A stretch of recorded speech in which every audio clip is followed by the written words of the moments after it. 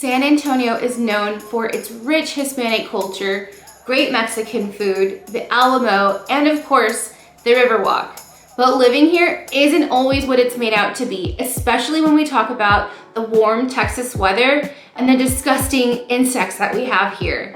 And the only way that you're gonna find out if San Antonio is a good fit for you is if you talk to a local. And that's why I am sharing 15 reasons why San Antonio may not be a good fit for you. And we're getting started right now.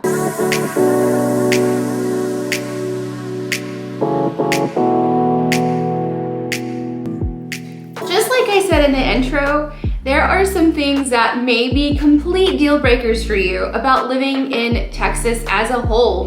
Maybe Texas isn't gonna be a good fit, but just hear me out on this. If this is your first time being here on my channel, welcome. I am Patricia Escobedo and I create videos to help you understand what it's like to live here and love your life in San Antonio. So if that's something that you're interested in, be sure to hit that subscribe button along with the bell to get notified every time I post a video. If you want more information or you're thinking about moving to the area, be sure to shoot me a text, send me an email, give me a call, slide into my DMs, however you want to get a hold of me. I've got your back when moving to San Antonio. I decided to make this video because I feel like it's super important to share just reasons why San Antonio may not be a place to call home for you. You may find that it's gonna be nothing that's a deal breaker, but then it could be like, oh shoot, what? Insects? That's disgusting. I don't wanna live there. But let's just go ahead and jump into my checklist. I do have my checklist on hand with me just because it's kind of hard for me to remember all 15 things. I just don't wanna miss anything. So the first thing I'm gonna talk about is gonna be the mountain cedar. So the mountain cedar here in San Antonio gets kind of crazy. Mountain cedar season starts in about March and ends in November. What is mountain cedar? It's these like insane trees that have like these seeds that basically burst and all the pollen goes and just kind of gets carried miles and miles through Texas. More south of Texas is where it kind of gets carried over because I'm from a smaller southern town in Texas, and we would even have issues with mountain cedar when it was mountain cedar season, and we didn't even have mountain cedar trees over there. So kind of just gives you an idea.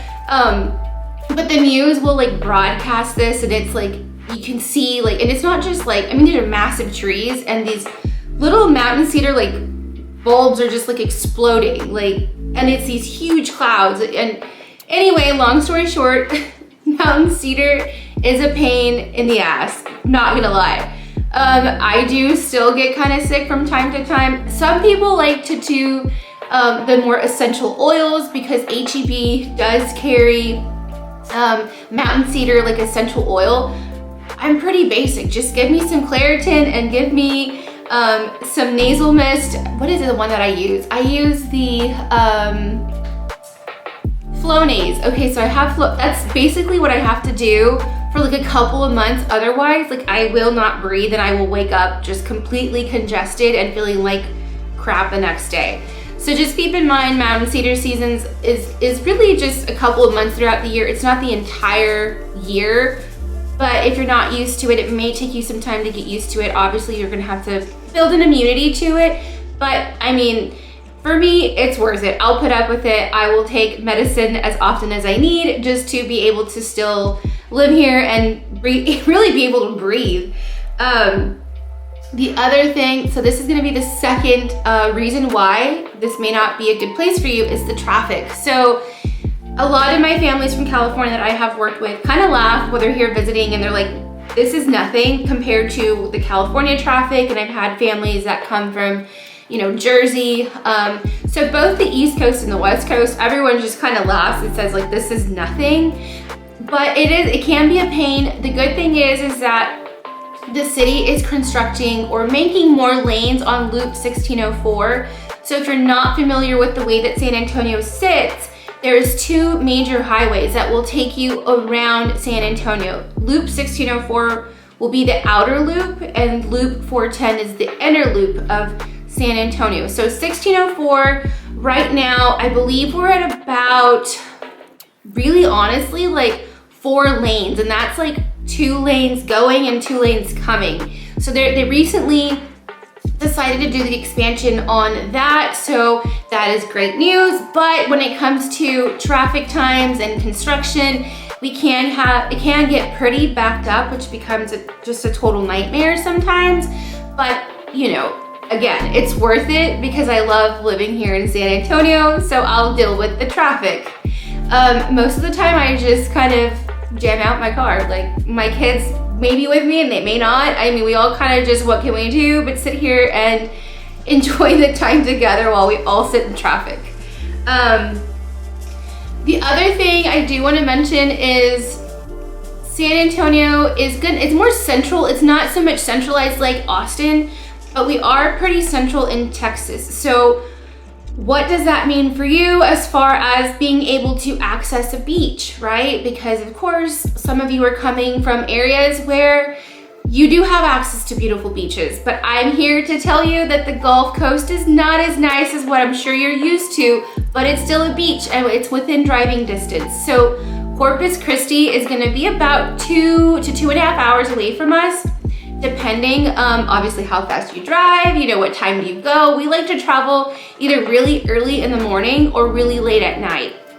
Those have been the times that I figured that it just makes more sense for us to leave, just because I have kids that I'm hauling with me and I don't want to deal with a bunch of traffic, but we will have some like 18-wheelers on the road, but they don't bother me, so it's totally cool with us. But Corpus Christi is about 2.5 to 3 hours. If you choose to go to other little towns near Corpus Christi, like Port Aransas or Aransas Pass, those are gonna be, if you take the ferry, they have a ferry there in Corpus, and I think it cuts like maybe 30 minutes or so off of your drive time. So it's totally worth it. There's a ton of Airbnbs out there. My advice though, if you're gonna go up to Corpus, is just go out and take a ferry and stay in Port Aransas. It's a little nicer. Again, it's not gonna be your beautiful water and your really nice sand. It's kind of like a hit and miss. Sometimes the water can be a little bit cloudy. Sometimes it can be a little better, but you're never gonna see that beautiful blue water that you would get if you were, let's say, in Destin, Florida. But again, I mean, it doesn't really bother me too much. I grew up in Texas, so I'm kind of used to the Texas Gulf Coast. The other beach that would be a little bit closer, really, I mean, if you think about drive time and hours and distance and stuff like that, Corpus is gonna be the closest, but then we also have Galveston. So Galveston is gonna be about 30 to 45 minutes from Houston. So from San Antonio to Galveston, just based off of where we live, it's taken me about 4 to 4.5 hours to get to our location in Galveston. It is an older town, I will warn you. It's not as nice, I think, as like if you were to go to like Port Aransas. But there's things to do. They have the little buggies that you can rent to ride on the beach. You know, they have all kinds of things for you that you can do while you're in Galveston. We have done it for many years with our kids and they love it. I mean, it's just an escape to kind of get away and not have to break the bank. Again, there's a lot of Airbnbs. We're huge on Airbnb, so we do that every time that we decide to go to the coast. But just thought that was some important information, because I feel like sometimes, you know, when you're not from here, it's kind of like, okay, well, how far is this from you? Or how close is this from you? You know, whatever. Maybe a deal breaker, it may not be. I don't know, it's up to you. Talking about being here, living in Texas, I will warn you that the weather can be very hot and can be very humid. Again, we are not that far from Houston and Galveston, so we do feel a lot of the humidity here in San Antonio versus if we were further south in Texas. So San Antonio is a little bit more of a hot and humid environment, where, you know, you go to Houston, it's like just straight up humid. That's what we experience here. It's gonna be warmer, I'm gonna say about 10 months, no, okay, let me back up. Maybe about 4 months, oh my God, I can't talk. So the warmer weather will be about, I'm gonna say 8 months out of the year, we're gonna have warmer weather. The other 4 months, it may be a little cooler. Our winters are not very harsh. Yes, we had this freak snowstorm this year, but I'm gonna give you a little, I'm in my 30s and I have never in my life experienced anything that I experienced this year with this crazy winter storm that we had. We had a lot of fun though. We bunkered down, we had some alcohol, we stayed warm that way.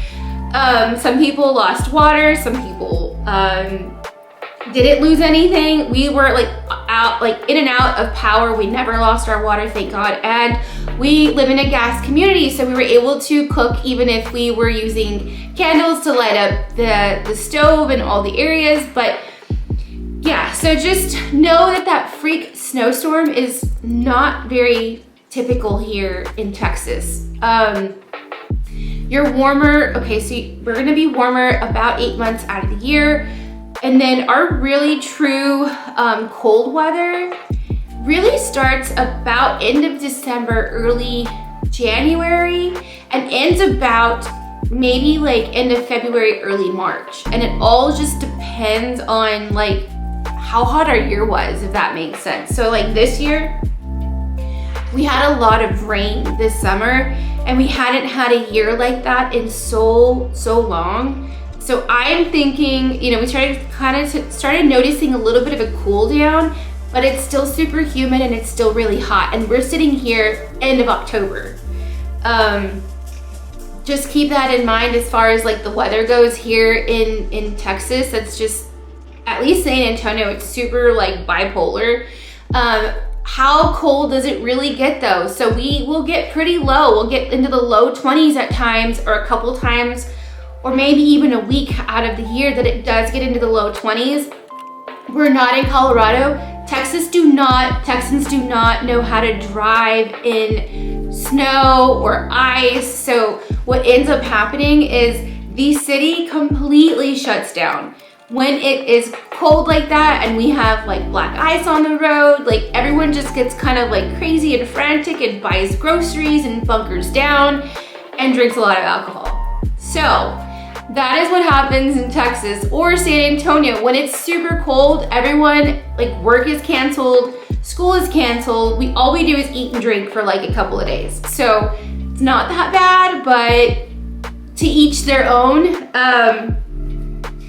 So another topic I want to go over, and this is something that I get asked quite often, is gonna be the property tax, right? Because some of you are coming from states where you have a lower property tax, but then you have school taxes and you have all these extra taxes that you're having to pay.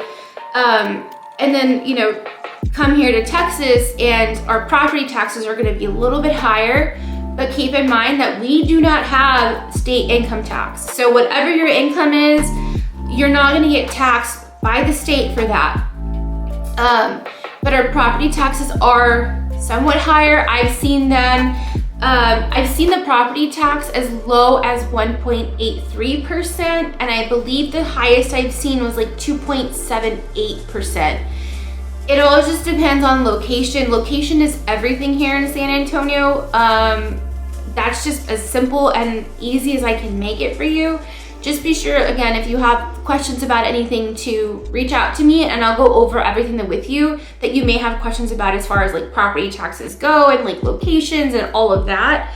So keep that in mind, is that we do have higher property tax, but the nice thing is that our property tax, it also includes like if there's schools nearby, all of that stuff is included into your property tax, like hospitals, schools, if there's like a university or college near you, all those things are gonna be rolled in, and then it'll give us like a whole description of where all that money is going and all of that, complete breakdown of your property tax. So now we're gonna get into the like wildlife we have here in Texas. It can get kind of crazy. So we, of course, I'm sure if you're watching this and you've done some research about Texas, you do know that rattlesnakes are a big thing here, and that's just what it is. So we do have rattlesnakes in the area. It's gonna be more in the suburbs and in the metro area.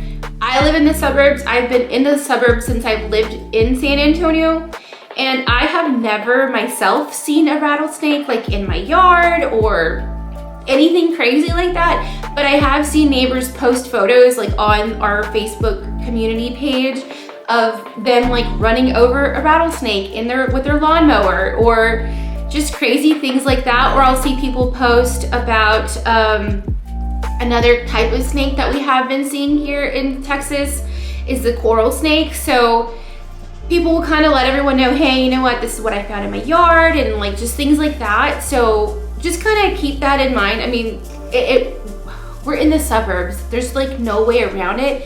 And especially like where I live, we live right by Government Canyon State Park. So there's walking trails. Of course, when you have trails like that or a government park like that, you're gonna have wildlife. So between that, being close to that park, and then all the new development, right? I mean, there's so many houses going up and things like that, that with all of the new development that's going on, animals are having to like kind of figure out where to go and like hide or build a home. So just keep that in mind. I mean, we do have snakes. It is a thing. Something pretty interesting, and I'm sure you know who you are, because I got a message the other evening, a couple days ago, asking me about the roaches. They're totally disgusting. We do have roaches here in Texas. Since I've lived here in San Antonio, in my home, I have never found roaches, but I have seen roaches. Like, I'm not talking like itty bitty, like disgusting infestation roaches. I'm talking like these things are like the size of like bats. Like, they are massive. And the worst thing is that some of them fly at you. Like, that is so disgusting, y'all. Like, oh, it is so gross. I mean, just being a kid and like playing outside, and it just rained, and you know, we just want to like hang out outside because that's all we did when we were kids, was like live outside basically. And these damn things are like massive, like I said, like the size of bats, like flying at your head, like so disgusting. But yes, we do have roaches here in Texas. It's just gross. It creeps me out. I usually scream and run when I see a roach, if I do see one. We have like these massive like grasshoppers too here recently. Like they're huge. Like, so we got a dog in March, right? And he's a golden doodle, and he is just like into everything and likes to like put everything in his mouth. Well, he was bringing in these grasshoppers that are they're massive. Like, I'm gonna go ahead and say that these grasshoppers were like about 4 inches long. Like, they were big. And he would bring them in, and it was just gross. But yeah, so grasshoppers, we expect those. What else? So yeah, grasshoppers, snakes, roaches. We have a lot of wild animals. We have a lot of wild hogs, especially like if you live again in the suburbs. Those hogs go and they go look for grub. So it's just gross. Like, I've not seen one in my yard, thank God. I don't know if like the builder just put shrubs that they wouldn't eat or what, but I have driven down the road and it's like roadkill, and somebody like hit a hog. It's weird. They're gross. But they're out here and they're in the suburbs. The other type of wildlife that we do have here in San Antonio is gonna be, and this isn't so bad, it's deer. So we have a lot of deer. We have a lot of different types of, I guess like different kinds of deer that we have here, but they are pretty wild, and they are really like everywhere here, especially when it starts to get colder. If you are familiar with hunting, or hunting's like your thing, you do know that hunting season starts, I think like in November sometime. My dad has always been into hunting and fishing, so I kind of grew up with that. But yeah, deer are like everywhere, and hunting them in Texas is legal. You just have to have a certain amount of like acreage to be able to hunt them. But you know, not my thing. But if it is, then no, it's legal. And a lot of people, what they like to do is they like to put the deer feed out on their yard and feed them. and they'll get super comfortable with you as time goes on and you're feeding them, and they'll come and like graze like in front of like your yard, and like you can go outside and like they'll be there eating and they won't like run at you or run away from you. It's kind of cool. And of course, this is all gonna be in the suburbs. I don't know if I covered like all of the like weird things that we have here, but I just felt like it was important for me to cover those because I don't know. I mean, I don't think roaches would be like a deal breaker for me, but at least I would know to kind of look out for them. So yeah, so those are like the bugs and like the insects to keep in mind about living here. Some people can deal with it, some can't. I can. I'm also a Texan, born and raised, so I'm cool with it. So I recently visited Colorado. It was freaking amazing. It was like my first time ever really traveling to like another state in Texas that wasn't like super close to us, if that makes sense. In case you don't know and you're like driving from California to Texas, be prepared. Texas is massive. It takes a really long time to drive through Texas. Like from like point A to point B or like north to south, it's gonna take you about 12 hours to drive to Texas, like through Texas. Like it's crazy. Back on track. So yes, I went to go visit Colorado a couple weeks ago for my birthday. Had a blast, it was amazing. I kind of felt like the people were a little bit different, but I'm also from Texas and I can like walk up to someone at a bar, at a restaurant, and like make conversation and be super friendly. Like that's just who I am naturally. And like that totally did not work in Colorado. I mean, my fiance and I were just kind of like, okay, I guess people aren't like that nice. Not saying anything bad about Colorado or the people, but it was just a little bit of a different experience for us. Because like I said, we're very outgoing people. That's just like who we are. So this is kind of where I'm coming in with this, is that Texans are super kind. Like, yeah, you'll have some people who are super rude and like may have had a bad day or whatever, but hell, who doesn't? So for the most part, you're gonna experience like really nice and friendly people. So if you're a little bit more of like not a friendly person or don't really care to carry conversation with people, this may be another reason why like Texas or San Antonio may not be a good be a good place for you to come and live. But I mean, just wanted to throw it out there. I don't think I've ever met anyone that's like, oh no, I don't like to be friendly. Like everyone's been pretty cool. Everyone that I've met so far from like different states. But just wanted to put that out there just so that you are aware of it, that we are super friendly and we may smother you. So this was something that I kind of didn't know whether I should or shouldn't bring up, but I think it's a really important topic, and I don't like to talk about politics. I'm more one of those, I don't care what you believe in, hey, we're cool, like that's just who I am. I don't do that. Like, and I think speaking as a whole, like a lot of Texans or a lot of people that I have met don't really care, right? So as most of you may know, Texas as a whole is a very conservative state. Very, very conservative. We vote red every year, that kind of like extreme, like, but it's not like extreme that way. Like San Antonio is more of a liberal city than it is a conservative city. How everyone votes is up to them, right? But I just wanted to make it a point to bring this up because I feel like it's super important to understand that no matter what your political views are, no matter what your religious beliefs are, all of those things, you're not going to be judged for believing in something different than someone else. And I'm not saying it just because like it's me and like that's how I feel and that's how I think. Complete honesty, I mean, we have met friends and we have met people who don't have the same political views as we do, or maybe they do, or whatever, and it's really not a conversation that, or a topic that would really come up, and if it does, it's like, okay, cool, whatever, we're still, like, we still love you guys, like, we're still gonna be your friends, you know, whatever. just keep that in mind though. I think it was important. I was kind of like tiptoeing around the subject, didn't know whether to do it or not, or really just talk about it, but I feel like it's super important for me to like just be that transparent with you. Like, I gotta be real, I gotta be transparent. I don't wanna be like, oh, it's like Pleasantville and this is like how San Antonio is and it's just this wonderful place. Like, no, I'm gonna be real with you. Like, I'm gonna talk to you like I would talk to my friends or my family members. So I feel like that was super important to touch on. I won't talk about it anymore. Let's move on to the next one.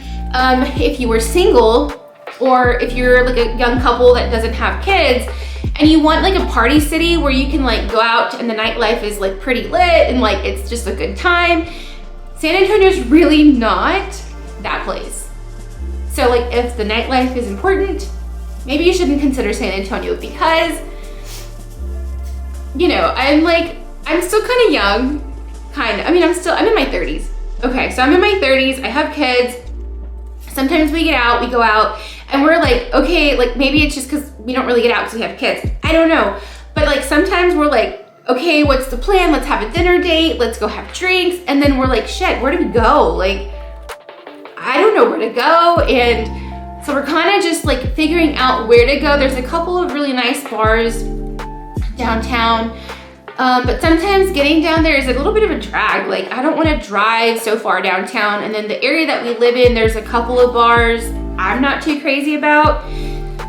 So like, kind of just shows you, even before I was engaged and I would come and party in San Antonio, I just didn't get like the full vibe that I would get like in Houston. Like Austin and Houston, Dallas even, like the party scene is like, the nightlife is so different compared to what we have here.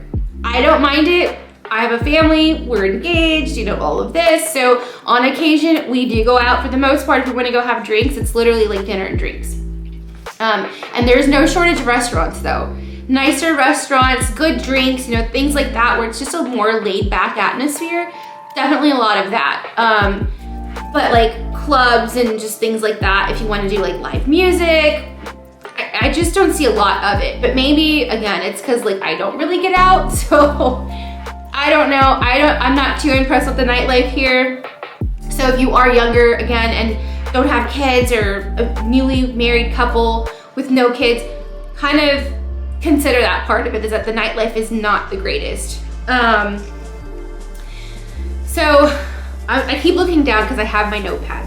But the other thing I do want to go over is going to be San Antonio is a lot slower than these major cities in Texas.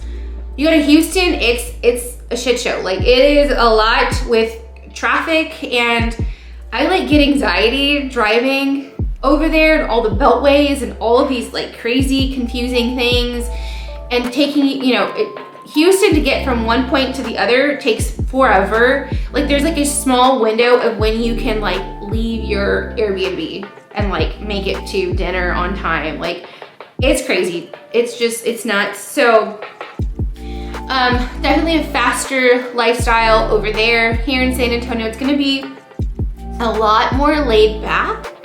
I love it. You may be younger and you may be wanting that lifestyle where it's a little bit faster, you know, more up to speed or whatever. I don't mind it.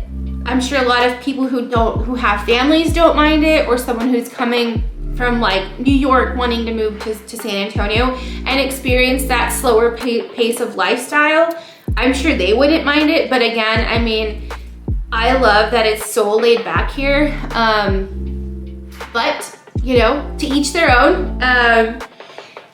So my last topic, it's like, I might have people like say something or comment something kind of upset or whatnot, but it needs to be said. The Mexican food in San Antonio is not what I grew up on. It is Tex-MEX, y'all. Like Tex-MEX. It took me a couple of years to warm up to Tex-MEX. I am a Hispanic. My grandmother would make us meals every day. I mean, it was like breakfast in the morning and we'd get home from school and she'd have taquitos, like, and it would be like taquitos like with papitas fritas. It was nothing like nuts, but you know, things like that. Or we would have a guisada with rice and beans, you know. So I grew up on very like Mexican food. So when I moved to San Antonio, I was like heartbroken. Like, this is not Mexican food. This is Tex-Mex. I am though Hispanic and I do know how to cook, so that's kind of been my saving grace, is like being able to cook my own Mexican food, you know, and not everyone can do that, right? But Tex-Mex is okay. I mean, it's grown on me. I hate to say, like, I actually do have some nights where I'm like, oh, I want a margarita. Let's go to this restaurant, and it's all Tex-Mex. But I think you like learn to adapt to it and like it. I don't know, but yeah, that's kind of where I'm at with it. There are some decent like Mexican restaurants, but they're gonna be like little hole in the walls, and it's always gonna be one of those things where it's like the beans are great but the rice sucks, or like the rice is great but the beans suck. Like, it's just, I don't know. I mean, maybe I'm just that picky just because I grew up on really, really good Mexican food. Just thought I should share that. It is super important because I am a foodie, and I'm sure a lot of you out there are foodies, and like I love to go somewhere and like travel and like eat and drink. Like, that is the highlight of my trip most of the time, was like, what food did we have that we love the most? But yeah, so that is gonna be all 15 items and you know, all 15 things of why San Antonio may not be a good fit for you. Again, you guys, please be sure to hit that subscribe button along with the bell to get notified every time I post a video. Be sure to go check out some of my other videos that I posted in the past. Again, this channel is all about helping you understand and love San Antonio. And if you guys have any questions at all, please be sure to reach out to me. I, again, am Patricia, and I am a licensed real estate agent here in San Antonio. So be sure to reach out to me with whatever questions that you have. Shoot me an email, send me a text, give me a call, slide into my DMs. However you guys want to get a hold of me, I've got your back when moving to San Antonio. I will see you guys on the next one.